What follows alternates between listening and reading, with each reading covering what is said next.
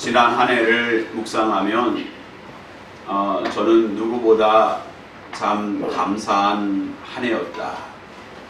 너무너무 하나님 앞에 감사한 일들이 많이 있었다. 그런 생각을 하게 됩니다. 특별히 개인적으로요. 제가 졸업한 학교가 장로회 신학대학교이지 않습니까? 그런데 장신대를 졸업한 지 25주년이 되면 졸업하고 현장에 나가서 목회하던 그런 동기 목사님들이 또 학교에 함께 모여서 홈커밍 행사를 하게 됩니다. 목요 방문을 하게 되는 거죠. 그런데 제법 그 행사가 규모가 큽니다. 한 2억 넘게 그 예산 규모가 잡히는데 먼저는 한 1억 넘게는 학교에 장신대 발전 기금으로 그렇게 기부를 하고요. 그리고 또한 나머지 또 그 예산은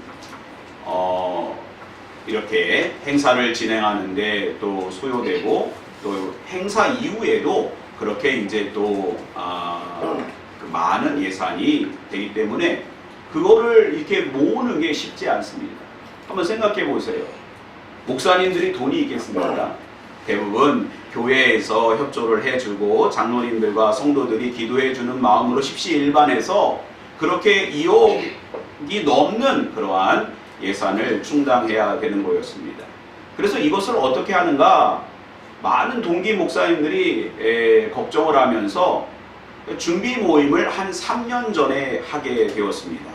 그래서 저도 염려스러운 마음에 궁금한 마음에 갔다가 그만 좀 가장 젊다고 총무를 맡으라고 그래서 총무를 맡게 되었습니다. 짐만 잔뜩 이 어깨에 짊어지고 오면서 하나님 왜 제가 이렇게 다른 능력 있는 목사님들도 많고 이렇게 여러 가지 일들을 감당하실 분들이 많은데 왜 제가 총무를 맡아야 됩니까? 라고 그렇게 기도하기도 했습니다. 그런데 하나님께서 주시는 마음은 그래도 학교, 신학교 후배와 학교를 발전하는데 그렇게 기여할 수 있는 부분이고 그리고 그 일을 통해서 하나님께서 또 영광을 받으실 거다. 이런 마음을 주셔서 제가 할 수 있는 부분에 있어서 최선을 다하기로 했습니다. 그래서 3년 전에 우리 동기 목사님들을 대전에 있는 한남대학교, 신학교, 대전신학교도 아니고 한남대학교에서 그렇게 정성균 기념 예배당이라고 하는 곳에서 모여가지고 함께 의논하고 교제하고 이제 3년 이후에 있을 그러한 홈커밍 행사를 잘 준비하자고 그렇게 이야기를 했습니다. 그리고 철저하게 준비했어요. 3년 동안 가서 뭐 그냥 발전기금 주십시오 이것이 아니라 왜 우리가 이 행사에 참여해야 되는지 동기들에게 가서 설득하고 그 다음에 만나고 격려하고 그리고 행사를 준비하면서도 저희가 이제 91기인데 91기 목사님들은 어떻게 행사를 진행하는가 이렇게 또 바라보고요. 그리고 그들이 어떤 부분이 좀 실수가 있는가 갔더니요, 제가 가서 한번 봤어요. 그랬더니 목사님들이 또 학교에서 홈커밍 행사라고 학교에서 준비한 선물, 또 동기회에서 준비한 선물, 그 선물을 이렇게 들고 식당으로 갔다가 또 예배당으로 갔다가 그러는 거예요. 그래서 저는 이거 안 되겠다. 그런 부분 하나하나 체크해가지고 선물도 다 인터넷으로 주문해가지고 집으로 딱 배달되게.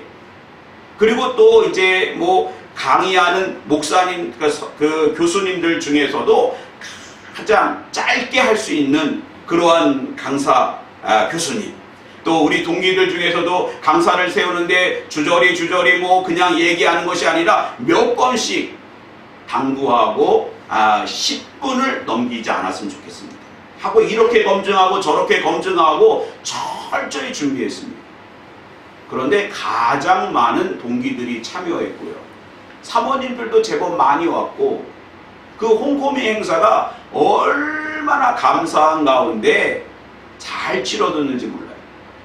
예산도 우리가 했던 2억도 훨씬 넘어서 장신대에도 기부하고 여전히 이제 동기 기금이 남아서 내년에 또 제주도에서 우리 동기회를 하자고 그렇게 다 이렇게 준비해 놓고 있습니다. 저는 그것을 보면서 우리가 얼마나 철저하게 이것을 준비하느냐에 따라서 행사의 결과가 달라진다고 하는 것을 제가 다시 한번 깨닫게 되었습니다. 여러분, 이 세상의 어떠한 동물도 미래를 걱정하지 않습니다. 아무리 똑똑한 IQ가 높은 강아지도요, 아니 내일 이 나라가 어떻게 될 건가? 내일 우리가 또 국밥은 먹을 수 있나? 이런 걱정을 안 해요. 그냥 그날만 또 주인이 밥을 주는가? 이렇게 하고요. 그날만 걱정해요. 여러분, 하루살이한테 우리 내일 만나요 그러면 그 하루살이가 뭐라는 거죠? 내일이 뭔가요? 이렇게 질문할 것입니다. 다른 피조물들은 내일을 염려하지 않습니다. 오직 사람만이 내일을 걱정하고 내년을 염려하고 10년 후, 20년 후를 그리면서 우리가 준비를 하는 것입니다.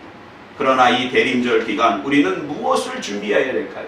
이 땅에 오신 예수 그리스도, 다시 이 땅에 재림하실 예수 그리스도를 준비하며 대림절 예수 그리스도를 준비하는 가운데 하나님께서 주시는 복으로 충만한 이 대림절 기간이 되시기를 주님의 이름으로 축원드립니다. 오늘 본문은 세례 요한에 관한 것입니다. 여러분, 세례 요한은 아버지가 사가랴이고요, 어머니가 엘리사벳입니다. 그러니까 사가랴는 제사장이에요. 그러므로 세례 요한은 태어날 때부터 제사장 가문에서 태어났습니다. 한마디로 금수저예요.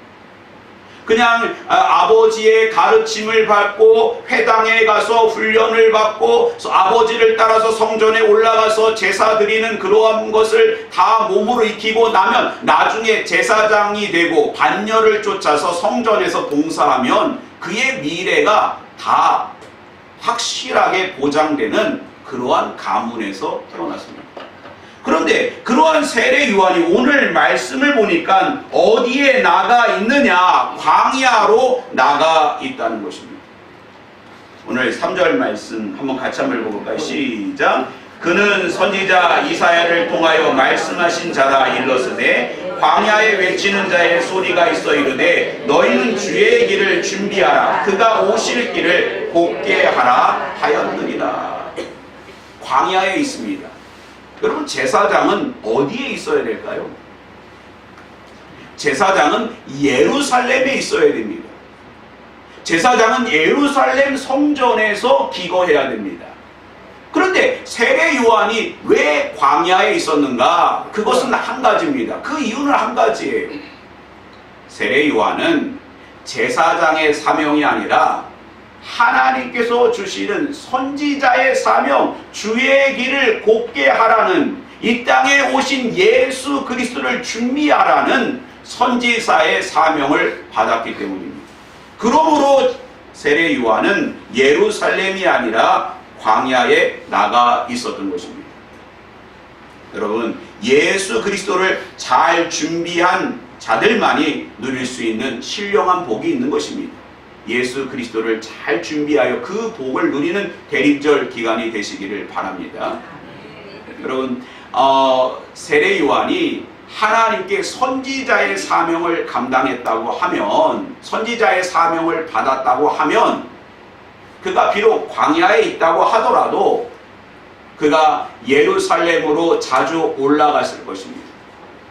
그리고 예루살렘에 올라가서 회개하라, 독사의 자식들아, 아니면 회개하라, 천국이 가까이 왔느니라, 이렇게 열심히 복음을 전했을 것입니다.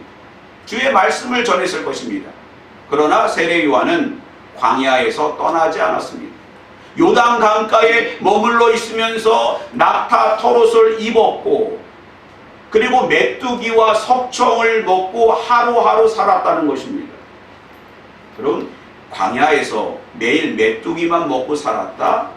그리고 석청, 그 바위 틈에서 나는 꿀을 먹고 살았다?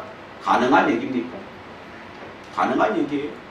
뭐 메뚜기가 오늘 갑자기 마당에 후두두두 떨어져 가지고 그것을 오늘 후라이로 해 먹고 내일은 탕으로 끓여 먹고 이렇게 하나님께서 매일같이 메뚜기를 몰아주셨을까요? 아니요.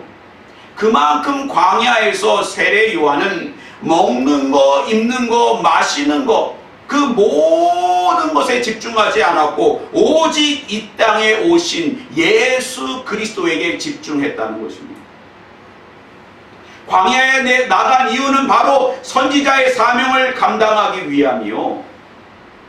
당시에 모든 사람들이 선지자 그 메시아에 대하여 가지고 있었던 왜곡된 생각들을 바로잡기 위함인 것입니다. 왜곡되고 오염되고 그렇게 어그러진 메시아에 대한 생각을 다 원점으로 모든 것을 다 백지화하고 광야에서 하나님께서 그의 아들 예수 그리스도를 이 땅에 왜 보내주셨는지 성육신의 의미와 사랑을 깨달으라는 것입니다. 당시에 많은 사람들은 메시아를 기다렸습니다. 그들이 메시아를 기다리는 이유는 정치적인 해방입니다. 야, 메시아가 오면은 다윗 왕조 때 우리가 누렸던 그러한 정치적인 해방과 또 번영과 번창을 통해서 이 나라가 부강하게 될 것이고 이 우리 주변에 있는 나라들이 다시 조공을 바칠 것이고 이제는 우리 나라가 잘 살게 될 것이다. 정치적으로 문제가 없을 것이며 경제적으로도 어려움이 없는 그러한 정치적인 메시아가 우리 가운데 올 것이다. 이미 메시아에 대한 그들의 생각이 다 오염이 되어버린 거예요. 여러분이 기다리는 예수님은 도대체 누구입니까? 오늘 이 성탄의 시즌에 대림절에 우리는 어떤 예수를 기다리고 있습니까? 어떤 이들은 예수 그리스도의 오심을 통해서 내가 대목을 잡겠다. 예수 그리스도의 오심을 통해서 내가 사랑하는 사람과 내가 이제는 여행을 갈 것이다. 나는 또한 뭘 먹을 것이다. 마실 것이다. 입을 것이다. 여러분, 우리가 광야로 나아가야 될 줄 믿습니다. 광야로 가서 하나님의 아들 예수께서 우리에게 왜 이 땅에 오셨는지,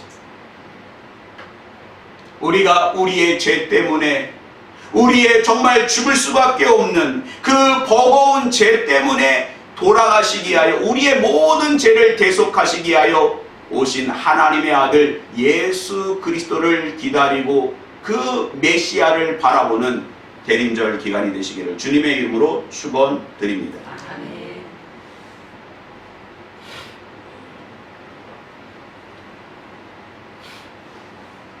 사랑하는 성도 여러분, 성탄의 기쁨이 잘 준비된 자들의 몫인 것입니다. 이제 우리들도 광야로 나아가서 세상의 가치관들로 오염된 성탄이 아니라 하나님의 말씀과 언약 가운데 선포된 최초의 예수 그리스도에게 다시 집중하시기 바랍니다. 다시 광야로 들어가시기 바랍니다. 요즘 저녁마다 제 아내가 소파에 앉아서 뭐 이렇게 뜨개질을 열심히 해요. 그래서 뭘 하나 이렇게 봤더니 토요일마다 이제 전도할 때 전도 물품을 나눠준다고 본인도 수세미를 하나를 이렇게 뜬다고. 근데 그 수세미를 뜰 때 하루에 하나 정도밖에 못 만들더라고요. 근데 언젠가는 이렇게 수세미를 뜨다가 뭐가 잘못됐네? 그러더라고요. 그래서 아니 그럼 그 잘못된 부분만 고치면 되는데 그거를 다 풀고 있어요. 처음부터. 그래서 왜 그러냐? 그 잘못된 부분만 고치면 되는 거 아니야? 그랬더니 아니라는 거예요. 처음부터 다시 떠야 된다. 여러분, 대림절 이 기간 처음부터 우리가 예수 그리스도를 다시 바라보며 우리의 신앙을 다시 점검하며 에베소 교회의 교인들이 하나님께 받았던 처음 사랑을 회복하는 광야로 나아가시기 바랍니다. 그곳에서 우리는 어떻게 다시 한번 예수 그리스도를 준비하며 기다려야 되는지 하나님의 음성을 듣는 저와 여러분 되시기를 주님의 이름으로 축원드립니다. 그럼 첫 번째로 어떻게 준비해야 되는가? 2절 말씀 같이 한번 읽어보겠습니다. 시작. 회개하라, 천국이 가까이 왔느니라. 예수 그리스도를 어떻게 준비할 것인가? 회개하라는 거예요. 이 회개하다라고 하는 것은 메타노에어인데요. 이 노예어라고 하는 것은요, 바로 마음으로 이해하다 이런 뜻입니다. 마음으로 이해하다. 그러니까 메타라고 하는 것은 또 변화하다, 이동, 변화 이런 뜻이에요. 그래서 메타노에오 하면 내가 마음으로 이해했던 것에 변화를 가져와서 다시 정말 마음부터, 우리의 마음가짐부터 새롭게 하라는 것입니다. 대림절, 우리가 기다리는 예수 그리스도를 향한 우리의 마음이 진정 변화되어 온전히 하나님의 뜻 가운데 회개하며 죄를 고백하며 정결하고 거룩한 신부로서 우리 신랑 되신 예수 그리스도를 맞이하는 저와 여러분 되시기를 주님의 이름으로 부탁을 드립니다. 제가 초등학교를 다닐 때, 예전에 국민학교라고 했죠. 초등학교를 다닐 때 좀 무지 노트가 있었어요. 그러니까 스케치북 같아요. 스케치북을 이제 작게 만든 건데 거기에는 이렇게 이제 밑줄이 그어져 있지 않습니다. 그래서 거기 그거에다가 그림을 그려서 그림 일기도 할 수 있고 또 그거 자체를 또 이렇게 스케치북으로 사용할 수도 있습니다. 그런데 어느 날은 거기다가 이제 이렇게 줄을 그어서 숙제를 해야 되는데 저는 반듯하게 아주 그냥 잘 그었다 이렇게 했는데 나중에 보니까 삐뚤빼뚤 제대로 그은 게 하나도 없는 거예요. 자를 가지고 또 각도기를 가지고 이렇게 봤더니 이 줄이 하나도 똑바른 게 없어요. 여러분 이와 같이요, 가만히 보면 사람은 교만합니다. 다 물어보세요. 2024년 어떻게 사셨어요? 라고 물어보면 다 잘 살았다는 거예요. 저처럼만 살아도 참 사람들한테 존경을 받는다는 거예요. 근데 가만히 하나님의 말씀, 우리 가운데 오신 예수 그리스도의 빛이 비추어지면 얼마나 우리가 그 하나님의 뜻에서 어그러지고, 가만히 보면 결론은요 한 가지입니다. 각자의 소견에 옳은 대로 살았다. 이게 정답이에요. 날마다 오 주여 주여 하나님 하나님 이렇게 부르짖지만 그 한 해를 여러분 다 영상으로 담아보면 다 내 마음대로 산 모습이 너무 많고, 그 내 마음대로 살았던 그 모습 하나하나가 하나님의 마음을 얼마나 아프게 했는지, 하나님의 뜻에서 얼마만큼 벗어났는지 우리가 그것이 하나하나 다 드러나는 것입니다. 여러분, 이 땅에 오신 예수 그리스도 메타노예요. 회개하며 올곧게 우리의 마음을 다잡으며 정결한 마음으로 예수 그리스도를 기다리는 우리 모두가 되시기를 바랍니다. 예전에 제가 수련회를 하는데 수련회 둘째 날 중고등부 아이들이요, 그 정말 얼마나 해맑은지 몰라요. 얼마나 아이들이 순수한지 몰라요. 근데 그 중고등부 아이들이 그냥 뻥뻥 우는 거예요. 그래서 제가 애야, 아니 너 왜 이렇게 우니? 라고 했더니 하나는 제가 이렇게 하나님 앞에 죄가 많았는지 몰라요. 근데 이렇게 죄 많은 저를요 오늘 기도하는데 하나님이 꼭 알아주는 것 같아요. 이 땅에 오신 예수 그리스도는 회개하며 정결한 심령으로 기다리는 대림절 기간이 되시기 바랍니다. 네, 두 번째는요, 3절 말씀 아까도 읽었는데 한번 다시 한번 읽어보겠습니다. 시작. 그는 선지자 이사야를 통하여 말씀하신 자라. 일러스되 광야 외치는 자의 소리가 있어 이르되 너희는 주의 길을 준비하라. 그가 오실 길을 곧게 하라 하였느니라. 우리가 이 땅에 오신 예수 그리스도를 준비하는 것은요, 회개하며 준비하며 주님 오신 그 길을 곧게 하며 지름길을 만들며 우리가 예수 그리스도가 우리 마음에 올 수 있도록 마음의 문을 활짝 여는 믿음으로 영접하며 준비하시기 바랍니다. 누가복음 19장에 보면 예수님께서 여리고로 들어가셨고 여리고에 많은 사람들이 예수님 얼굴 한번 보자고 거리로 몰려 나왔습니다. 많은 사람이 운집했고 그 가운데 정말 오늘 나는 예수님을 꼭 봐야겠다, 예수님의 얼굴이라도 봐야겠다고 한 사람이 있었는데 그는 세리장이요 죄 많았던 삭개오였습니다. 사람들은 그를 좋아하지 않았어요. 얼마나 열심히 세금을 걷어가지고 그 세금으로 자신의 부를 축적했고 로마 황제에게 그 세금을 갖다 바쳤는지 사람들은 앞에서는 세금을 내지만 뒤에서는 저 세리와 죄인 같으니 저 매국노 같으니 상종을 하지 않았어요. 그 키 작은 삭개오가 예수님 보려고 어떻게 했냐 하면 큰 길가 옆에 있는 돌 무화과나무, 그 무화과나무가 상당히 커요. 우리가 생각하는 작은 뽕나무가 아니에요. 얼마나 큰지 몰라요. 그 높은 데를 올라간 거예요. 그러니까 예수님 눈에 한눈에 들어온 거예요. 예수님 말씀, 삭개오야 내려오라. 오늘 내가 내 집에 누가겠다. 충격을 받았습니다. 예수님께서 여리고에 오셨는데 죄 많은 삭개오의 집에 들어가겠다는 거예요.